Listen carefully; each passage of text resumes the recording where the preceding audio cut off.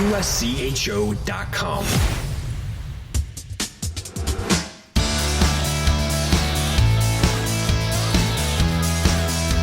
Welcome to USCHO's Spotlight for Wednesday, January 17th, 2024.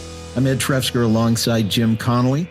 This podcast is sponsored by the NCAA Men's Division I Frozen Four, April 11th and 13th at Xcel Energy Center in St. Paul, Minnesota. Visit ncaa.com/mfrozen4 to get your tickets today. Speaking of St. Paul, it's the home of one of the newest programs in Division I. And joining us now in USCHO Spotlight, the head coach of St. Thomas, Rico Blasi. Welcome to the show. Welcome back, I guess, because you were a frequent guest back in your days at Miami. We're glad to have you back, Rico. A great season so far to date in a very young program at St. Thomas. What's it been like getting this program going and having a little bit of early success here? Well, thanks for having me, Jim, and it's great to be back. And even though I've been gone for a little bit, doesn't feel like I have. But no, it's been a lot of fun. You know, from day one when we arrived on campus, just building from really the ground zero to where we are today.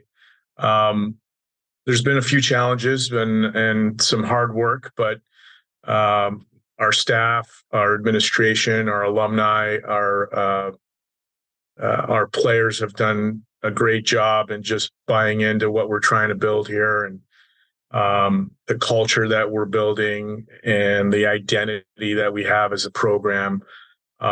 It's really exciting for us to be a part of it. And, you know, we've been, you know, I think from last Christmas to this point, we've been pretty competitive with what we've done on the ice. But the most proud I am of our program is just how we've really embraced this culture that we've built of faith and brother, and getting everybody to buy into what we need to do on a day-to-day basis to be successful.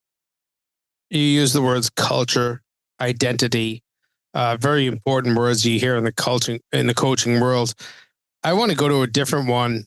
Philosophy. Is coaching philosophy something that really matters when you come into the day-to-day of working with young players at this point? So, I mean, coaching is an art. I think you have to be in tune with your surroundings. You have to have a basis of what you believe in and how you want things to kind of evolve from day to day. Especially in college hockey, we practice so much. You gotta have some sort of process to building your team so that they can perform at a high level on the weekends. And so I think it's an important piece of what we do, and so our staff really focuses a lot on that to make sure that we stay true to that philosophy. To me, identity and philosophy are probably the same thing, and culture's overriding all those things. But you really have to have those checks and balances so that you're not getting away from the process, getting away from what's really important to your program and to your student athletes, which is ultimately developing them to be the best version of themselves.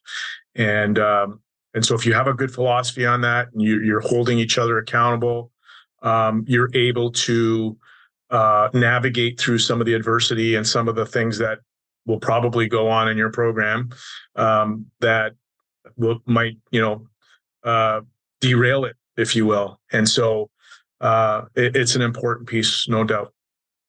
The other common thread we hear with coaches is core values, and that doesn't always mean what's off the ice of how you act and stuff like that. Sometimes it's just going to the net hard on the power play and making sure that you have, guys screening. Are there core values that you kind of have to always kind of harp on with guys that you want to just see them do in their game every day, whether it's on the ice, off the ice? I think sometimes, core values are thrown around and they're loosely thrown around. People just throw them on a wall and expect them to come to fruition if you just put them on a wall. But I think it's I think what you're talking about are the details of your game, the details of developing you as a hockey player, developing you as a human being. And so the daily behaviors that go on in terms of that development and that growth, that maturity are really important.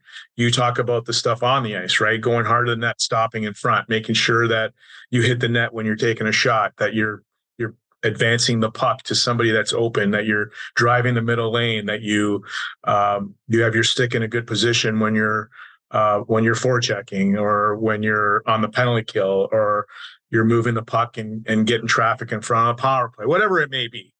That goes true for off the ice as well. Are you going to class? Are you making your bed? Are you being a good person? Are you in good relationships with your peers? Are you in good relationships with your family? Are you speaking? Are you doing what you speak of? Are you true to yourself? Are you trustworthy? All those things, to me, are combined in what we do, and usually it translates on the ice, right?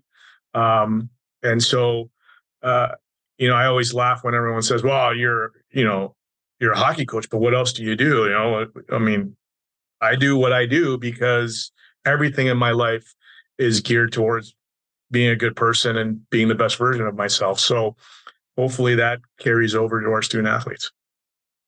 I want to get into some of the players on your team right now.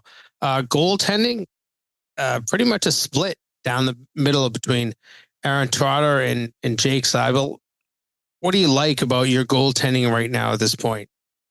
Well, both of them are playing really well, and they're very competitive in practice. And, the days where you run one guy, I think, are few and far between. Certainly some teams are able to do that. I've always been, part of my philosophy has always been that you have to have two guys that are going, for a lot of different reasons, injuries, knock on wood, just not performing to the level that you expect to perform. Sometimes the team plays better in front of one or the other. But we owe it to our goaltenders to develop them. That's no different than a defenseman or a forward. And the best way to do that at any position is to have competition. It brings out the best in everybody. And certainly those two guys have embraced it, and they're doing a really good job of it. Lucas Wall and Mac Byers both with 9 goals at this point. Offense is a big part of what you have to do. I mean, how have you seen those two players start to develop this season? Well, Lucas was injured for a little bit last year, so he really when he came back at the end of the year, he wasn't probably 100%, but started off last year really, really good. He's our captain, and he's our heart and soul. He's our identity driver. When he's playing on his toes and sometimes reckless, he's very effective. And so the puck kind of follows him around a little bit. Mac is that net front guy that, I would say 95% of the goals in all of hockey, no matter what level, are scored in front of the net. And Mac has a knack for that. He's really good at getting himself inside guys and getting second opportunities and making the most of them. Rico, you had the opportunity building this team to draw from the transfer portal, which didn't exist a few years ago, at least not with the more liberal rules it has now. And you've put together a team with a mixture of transfers and recruits. How have you approached bringing in transfers, and how do you see that working in the future for your program? Well, I think first and foremost, the way we've designed this build is kind of unique. It's not the same as some of the other programs that have started. We went with the approach that we were going to unveil scholarships in a 4-year increment, and so we're in year 1. We only gave out 2 scholarships. I didn't feel like it was I didn't feel comfortable giving out more than that, and so we really played with a team of Division III guys and 2 scholarship players, and it was a great year. I forget about the outcomes. That team really started the build and the identity and the culture that we see today, and that is still evolving. And then year 2, we moved to 10 scholarships. And then this year we're at 15. So utilizing the portal for us was really important because we had to kind of fill the gaps a little bit. But at the same time, I think when you're talking about the portal, you really have to do a really important deep dive on who you're going to recruit from the portal to make sure that they fit into the culture, to the program, the way you want to play. For us, we're lucky in St. Paul because, as I don't know the exact number, but there's over 200 players from Minnesota playing Division I hockey. And so a lot of those guys in the portal are from the Twin Cities.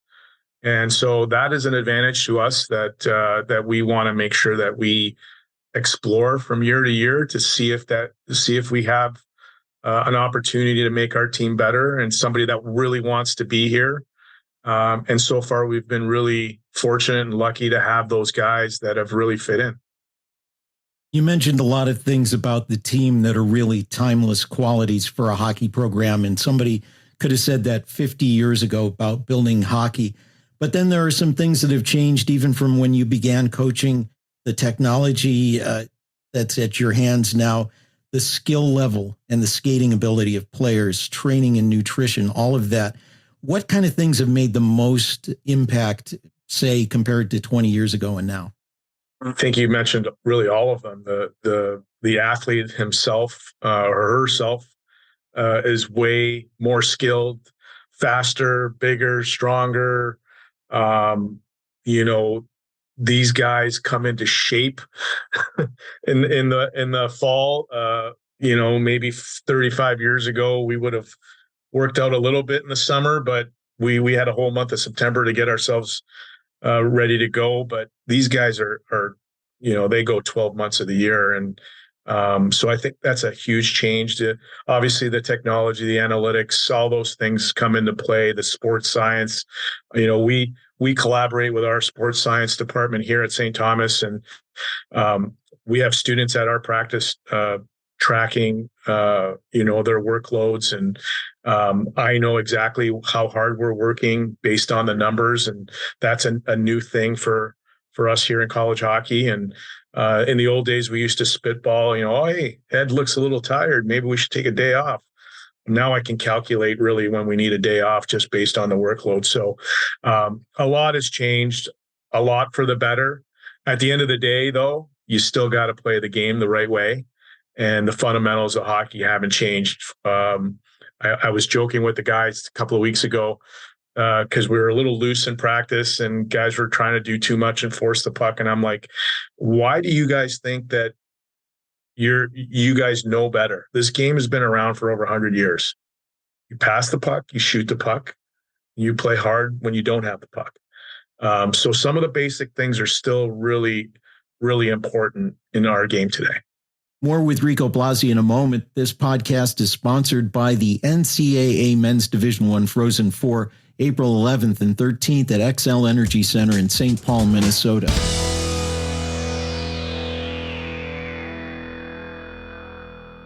Where are my hockey fans at? Present. Welcome to Fandom 101. It's NCAA Ice Hockey Championship time, when the hottest teams in the country face off under one roof.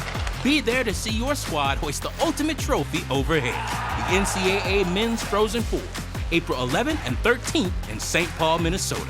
Attendance is encouraged. Passion is mandatory. Buy your seats today at ncaa.com/mfrozen4. Class dismissed.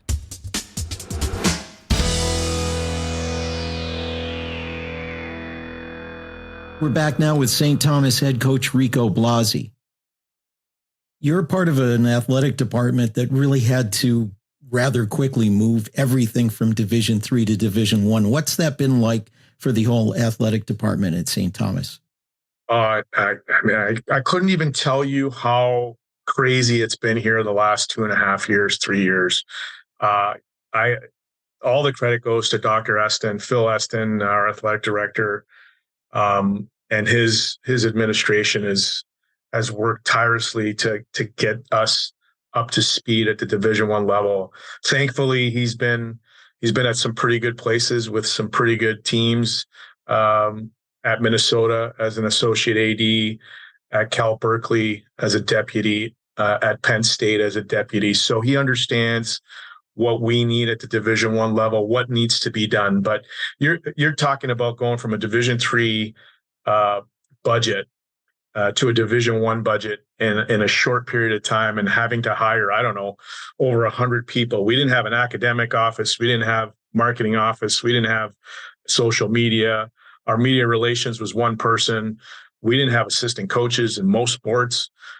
So you can imagine we have a lot of cubicles right now. When our new building comes online here in the next year and a half, hopefully everybody starts to get an office so they can work without being disturbed. And it's a big building project coming up, the Lee and Penny Anderson Arena. Yeah, it's awesome. The utility work's going on right now as we speak. I try not to drive over there every day because you don't want to get too excited because it's still a little bit away. But it's a lot of fun to be part of another building, and being in those meetings with the design team and the building crew and the construction crew, I should say. It's been a lot of fun. Having been through it a few times now, as an assistant at Denver, I knew a little bit from what Coach Gwozdecki would tell us as assistant coaches, but that was fun to be a part of it and watch it grow, and then to be a big part of it at Miami was awesome. And now here it's $171 million building, multi-purpose basketball, hockey, practice facility for not only hockey, but for both basketball teams, and state of the art and locker rooms and training room and weight room. So it's a crazy time, but fun. I want to ask you one more question related to the CCHA, or I guess CCHA 2.0. It was put together pretty much with teams that seem to fit much of the same footprint. And then Don Lucia as the commissioner with a lot of coaching experience and certainly hockey experience. What's your view now, 3 years into the CCHA? Yeah, they started before I got the job at St. Thomas. So obviously I was the new guy on at the CCHA 2.0. But listen, we have great coaches in our league, some really historic programs that really support their hockey programs. And the buildings are full. It's a lot of fun to play on the road, I can tell you that. And Donnie's well-respected hockey person that understands some of the things that we go through. So we're very lucky to have that. As you know, in the West, the landscape is a little bit crazy in terms of travel and stuff like that. But it's been an exciting league, very competitive. It's a grind every weekend. There's no easy games, not that you want it to be, but it's been quite an experience for us. And you know what? The grind and the competitiveness, and because you have to be ready at a high level every weekend, has made our program better every weekend. The only unfortunate fact of this season for St. Thomas that if you were to win the CCHA, you cannot get into the NCAA tournament, but the NCAA Frozen Four will be played in your backyard of St. Paul, Minnesota. I guess the college hockey world will understand what it's like to be in St. Paul at that point, but what is it? What is that city like? I mean, we know it as Ed and I, as people that have been there many times, but if you haven't been to St. Paul, how crazy is that city for this sport? Well, just Minnesota in general, we call ourselves the state of hockey for a reason. It's nuts. You drive around St. Paul right now, I can see a rink, outdoor rink right here from my office. Everybody's playing hockey. Everybody loves hockey. The city of St. Paul embraces the Wild, embraces high school hockey. Our game against the University of Minnesota was just an electric atmosphere earlier in October with St. Thomas and Gopher fans. And no matter what hockey's being played in St. Paul, you're going to have knowledgeable fans and excited fans about the game. the city itself has so much to do. You have so much to do. It's great restaurants, just a great feel. And Minnesota nice, that's real. And so we're gonna have the Frozen Four here in St. Paul. I can tell you it'll be a great time, and everybody will welcome everyone from out of town with open arms. A little bit of brass tacks here. You do go to Northern Michigan this weekend. Yeah. Obviously a team that has had some great success in that league over the last 3-4 years. Big challenges. What are the biggest challenges on the road this weekend? Well, anytime you play on the road, it's a challenge, from the travel to playing in a hostile environment. Grant's done an unbelievable job at Northern. He always has his team playing well at the right time. And, we had a series early in October with them, or early in November, I should say, with them. And it was a grind. It was a battle. And I expect the same thing this weekend. Well, it has been a fun watch from afar, I will tell you, Rico. Watching a new program come into Division I college hockey. I've been around. Ed's been around a long enough time to see new programs come along, and we want to see the sport continue to expand. So, congratulations to where you've gotten so far, and certainly best of luck, not just the rest of the way this year, but as you continue to grow your program. Thanks, Jim. Thanks, Ed. I really appreciate it. Look forward to being on again sometime soon. That's St. Thomas head coach Rico Blasi. Jim, it was fun to hear Rico talk about it, and it's certainly good to catch up with him again as we followed his career basically from the beginning. But what an opportunity, and a unique one too, in a school where you're moving the whole program from Division III right past Division II, right straight to Division I, and building a team from the ground up.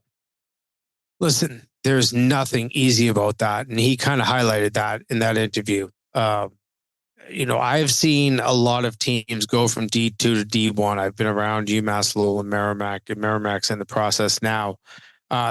It's not easy to do that, but to go from Division III, there's a big difference. I don't know if people understand the financial difference between Division III and Division II.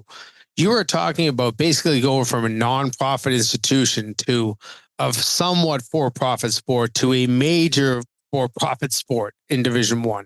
That's the 3 levels. Like, you're going from a Division III where you don't even think about financials to Division II where you just find a way to skate by. You give a little bit of scholarship here and there. You make some money here and there, to Division I where you have to have revenue, and revenue then drives your athletic department. It is so different. And to go from 3 to 1 quickly, and that's the only way to do it if you're doing a transition. And that's what St. Thomas is going through. That is very difficult. So you have to give a lot of credit to the administration. As he said, you're adding 100 positions at least. I mean, it's quick too. You're just, you're building facilities, you're building offices. As he said, you're going from cubicles to hopefully offices at some point, because that's the only way you can move in that type of space. I think the difficulty of it requires some great leadership, and it certainly requires people who understand how to move forward. That's not always something that is a skill set of the average person. And you have to have everybody focused on that. So you have a guy like Rico in there to help with the hockey side of it. Obviously, that's, moving their program to Division I. He's done a very good job of that. But you have to be able to all work in concert with one another to understand the overall mission, which is to not just be an athletic department, but you have to be a profitable athletic department at the center of a university. I think just about any coach in the CCHA would describe it much the way Rico did, as a grind. And hockey's always been a grind. And Rico seems to have one foot standing solidly on the foundations of hockey from the last 50 to 100 years, while also being able to embrace what's different now, whether it's the players or technology or nutrition. Yeah, I'm not sure he wants to go back 50 to 100 years, but he certainly has been around for a good number of years between his days in Denver as an assistant, at Miami as a head coach, and now at St. Thomas. He understands the way that players have transformed, and that's the most important thing. I go back a dozen years to working with Jerry York a lot when I was covering him, and one thing that Mike Cavanaugh, who's now the UConn head coach, said. This is a while ago. He said, the one thing is that Jerry always kind of kept up with the players. He always understood what their music was. He always understood what their personality was. He always understood what they were doing. He could find out. And I will tell you, like, he was a guy that was ahead of the texting, thing. 20 years ago, he was texting people.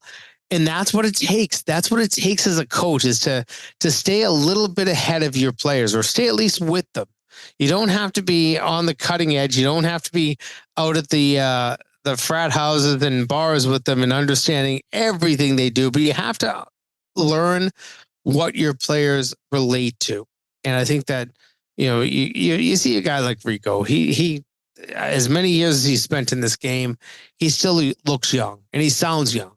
And I think that's very critical to being a great head coach at this point in the game, is that you have to find a way to relate to your players. He seems to do that really well no matter where he goes.